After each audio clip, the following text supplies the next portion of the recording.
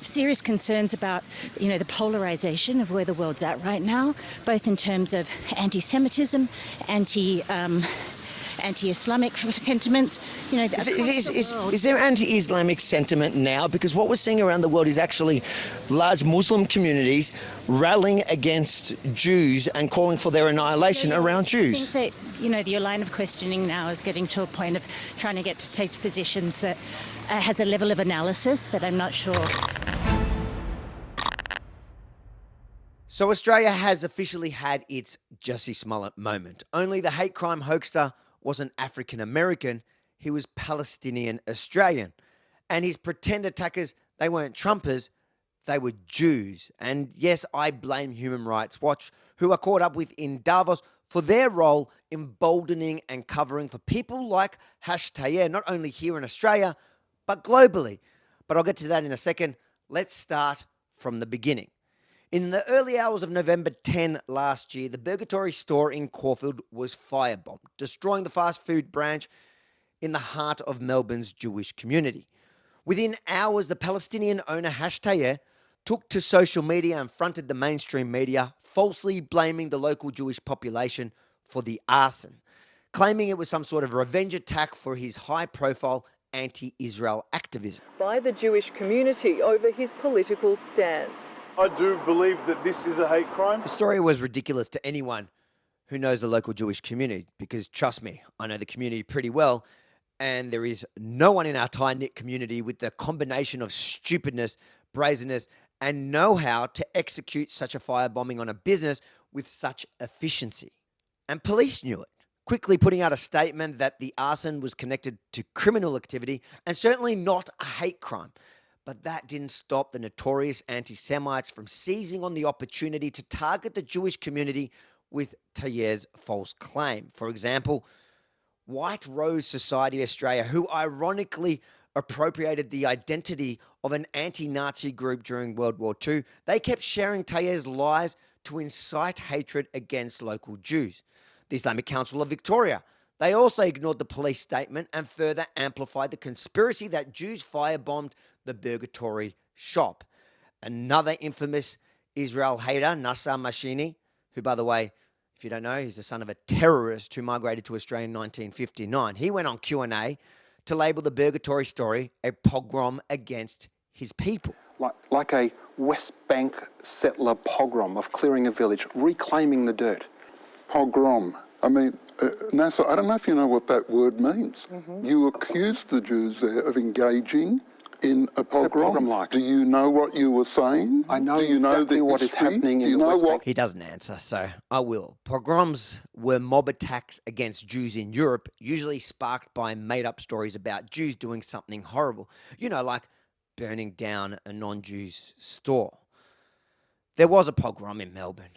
It was started by Tayyeh, leading to a violent mob travelling to the Jewish community and attacking locals outside a synagogue. The Jew haters at the time who pushed and amplified Tayyeh's lie that ended so badly, they knew exactly what they were doing. In fact, they used the speed at which police debunked the hate crime claim to insinuate a Jewish conspiracy as to why cops are not going to investigate the matter properly. That culminates in an arson attack that the police have said... The police are saying it's not a hate crime. Yeah, exactly. They say it's not a hate crime, and they said it quicker than any CSI TV show I've ever seen. Well, prepared to be shocked, because it turns out it wasn't a hate crime after all, with 2 men now charged over allegedly sparking the burger shop fire. And guess what? They definitely weren't Jews. But they all knew that, especially Tayyeh. This was actually him a few days before the arson that he blamed on Jews. Look at all the people burning each other's shops down. They're all Arabs. The Arabs burning Arab shops down. Why? Hash. Isn't it funny how he changed his tune just a few days later to magically suit his political agenda and suspiciously raised almost $65,000 off the back of that hoax?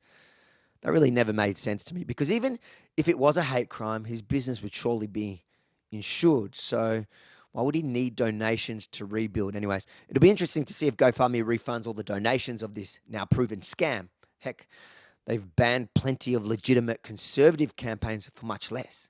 Putting the dodgy campaign aside, Tayyeh, who seemed to have conveniently left the country to help Gaza from Egypt. As investigators, as police were uncovering the facts about his business, Hashtaya needs to be held accountable just like Jussie Smollett was, because his lie incited a brutal campaign against the local Jewish community, not just to anonymous people online, but even a sporting club president called for members of the Jewish community to be, I quote, bombed and to, quote, give them a taste of their own medicine.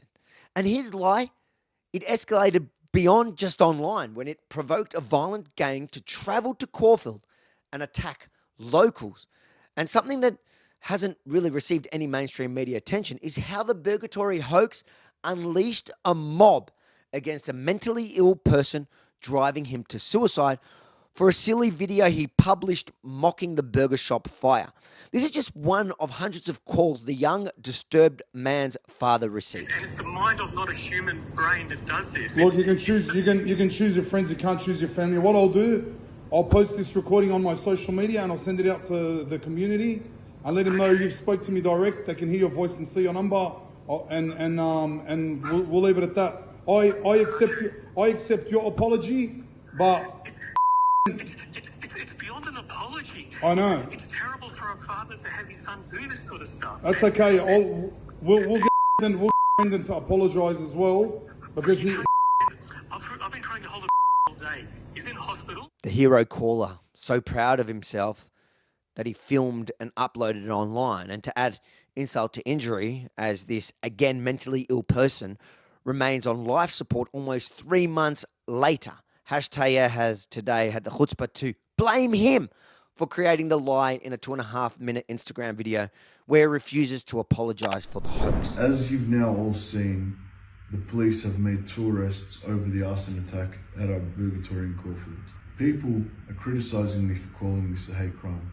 What I woke up to was a video of a man called He was celebrating, saying that a pro-Palestinian's business has been burnt to the ground. How can I be blamed for believing that this was a hate crime? Yeah, okay, Hash. By the way, I did a bit of a fact check and it was falsely labelled a hate crime before that mentally ill person posted about it. But we can't expect a dude who lied about a hate crime to start telling the truth now. And while we're holding the Burgertory owner accountable for creating the blood libel, we also need to go after each and every person who repeated and amplified it even after police disproved the claim. And finally, we also need to hold those at the top responsible for fostering an environment where Hashtaya's lie was able to wreak so much havoc. What would your message be to Jews who are feeling unsafe and they also feel like organisations like yours are fueling that? Well, that claim of organisations like Human Rights Watch fueling that is just incorrect. I'm sorry that they feel that way. But I think anybody that feels unsafe or feels under attack, that's not a good place to be. And so, I have great sympathies for people who are feeling that way. Can you see a rise in anti-Semitism around the world? I have serious concerns about, the polarization of where the world's at right now, both in terms of anti-Semitism, anti-Islamic sentiments. Is there anti-Islamic sentiment now? Because what we're seeing around the world is actually large Muslim communities rallying against Jews and calling for their annihilation around Jews. I think that, your line of questioning now is getting to a point of trying to get to take positions that has a level of analysis that I'm not sure that I certainly can't get. Really, you're saying that Jews. Do you want to I need to get to a meeting. I'm walking with you. No, but I need to prepare for my meeting. That's all. So, ask your final question. Yeah. So the question is, do you really believe? Because I keep saying that when people are condemning anti-Semitism, they have to, for some reason, insert Islamophobia when it's actually coming from a lot from the Muslim community. Oh, the targeting of Jews is coming from the Muslim community. Are you not comment on that? What I will say is your Human Rights Watch. What I'm going to tell you is that anti-Semitism is not okay. People need to be incredibly safe. People need to feel safe. Rises of violence against any group based on their religion or their ethnicity is totally abominable, and that goes for everybody. And Islamic leaders around the world should be held to the same standard as every other. When it comes to human rights, every government all over the world should be held to the same standards. When they're violated, they should be held accountable. Thank you. If you think it's important for the world to see the full story surrounding the Burgertory hoax, make sure to like, comment, but most importantly, share it far and wide, because the mainstream media is missing the most crucial facts surrounding this travesty. And if you want to see who else we held accountable in Davos, head to wefreports.com. Check out all our scrums at the World Economic Forum. And if you like what you see, please consider chipping in to help cover the cost, because unlike Burgertory, we will not be getting insurance money, and traveling to the Swiss Alps cost our team a heap. I think it was worth it, but we couldn't do it without your generosity. wefreports.com. Check out all reports and give what you can.